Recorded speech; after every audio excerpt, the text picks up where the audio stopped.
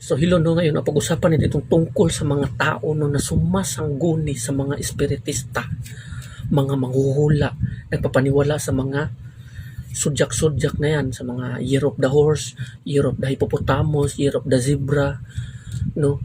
Yung mga naniwala sa mga anting-anting at mga pampaswerte.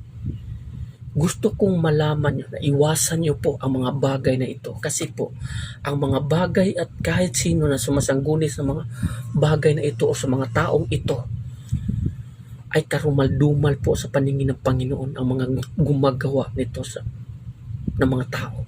Iwasan nyo po upang hindi kayo magiging kaaway ng Panginoon. Gaya nitong mga espiritista, sinabi nila na kumukonsulta daw sila na o kumakausap sila ng mga namatay. Alam nyo kasi, ang tao, pagkatapos mamatay, banhaw yan. Mabubuhay siyang muli, dinhaharap siya sa hukuman. Kasi sinabi dito sa kasulatan, ang tao, mabubuhay muli. Pagkatapos mamatay, mabubuhay muli. Yung iba, magliliwanag tulad ng isang bituin doon sa kaharian ng Diyos. At ang iba naman, patungo sa kaparusahan.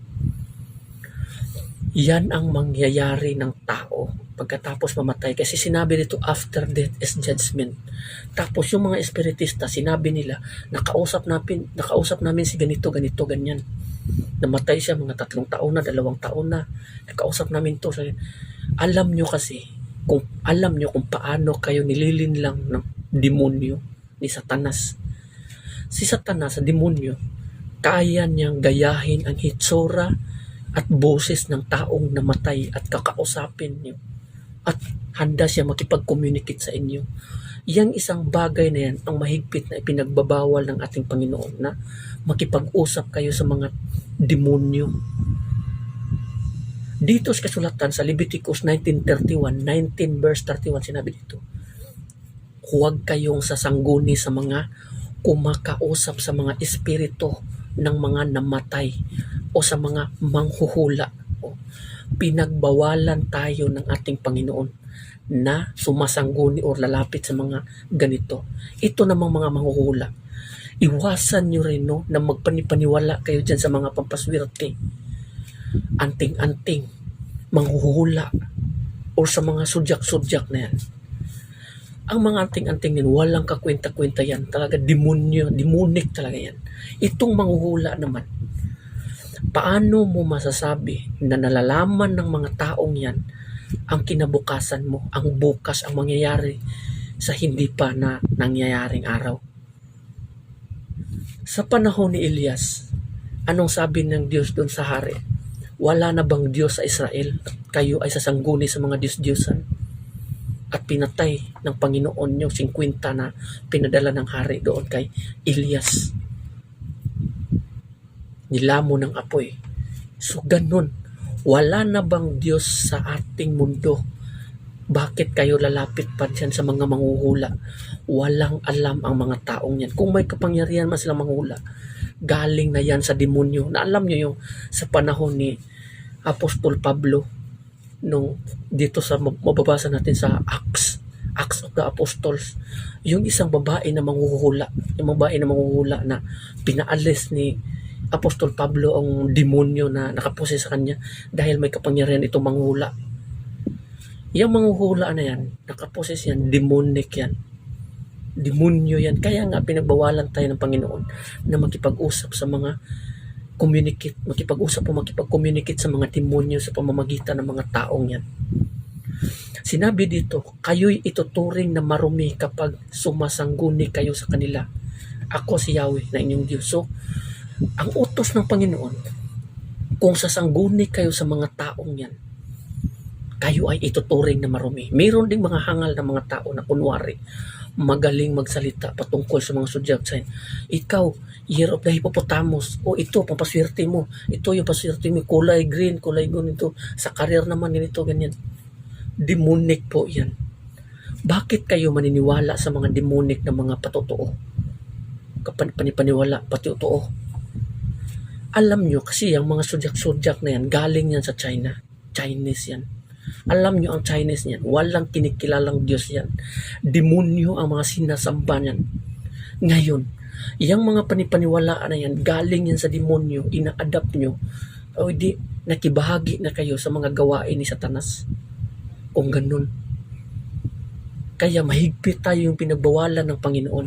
Alam nyo yung bansa na yan, walang kinikilala yan na Diyos. Kikilala ka ng Diyos dyan, bibitayin ka, ikukulong ka. Demonic na yan na bansa na yan. Tapos, a-adapt kayo sa mga demonic na mga tradisyon nila, panipaniwala nila. Mahigpit tayong pinagbawalan ng Panginoon na kahit sino tao na sasangguni sa mga ganyan ay nagiging marumi sa paningin ng Diyos. At dito sa kasulatan sinabi, walang taong gumagawa ng karumihan. Walang taong gumagawa ng karumihan na makakapasok sa kaharian ng Diyos. Ang sinabi ng ating Panginoon, be holy for I am holy. Paano tayo magiging banal kung ang ginagawa natin puro paglabag sa kautusan ng Diyos? Hindi tayo magiging banal. Magiging unholy tayo. Qualified ang bawat tao na gumagawa nito sa impyerno. Maniwala kayo, yan ang patutunguhan ng bawat tao na sasangguni sa mga espiritista, manghuhula sa mga sudyak-sudyak na yan, papaswerte, mga anting-anting. Sinabi dito, magiging marumi kayo kung sumasangguni kayo sa kanila. Huwag mong gawin ang sarili mo na magiging kaaway ng Panginoon dahil lamang lumapit ka dito sa mga demonyo na ito. Huwag niyo pong dumihan ang inyong sarili kasi nga ang tao ginawa ng Diyos for His glory, from His image. Tapos gagawa tayo ng karumal-dumal, gagawa kayo ng isang way, daan para makipag-communicate kayo sa mga demonyo. Yan ang mahigpit na ipinagbabawal ng ating Panginoon. Kasi yung mga demonyo na yan, marumi yan. Kung lalapit kayo sa kanila, marumi na rin kayo. Kasi yung mga tao, mga demonyo na yan, sumusuway yan sa Diyos. Kung kayo communicate sa kanila, mag-communicate kayo sa kanila, parihon na kayo. Kaya umiwas kayo ng ganito. Yan sa mga KMJS na yan, na kumukonsulta rin si Id Kalawag na yan ng mga espiritista at marami pa na tinatawag nila, wag na wag po kayong kumukonsulta or lumalapit sa mga taong yan o manood sa kanilang programa. Iwasan nyo po ang manood sa kanilang mga programa kasi nga bitag yan ng demonyo. Sige, hayaan nyo.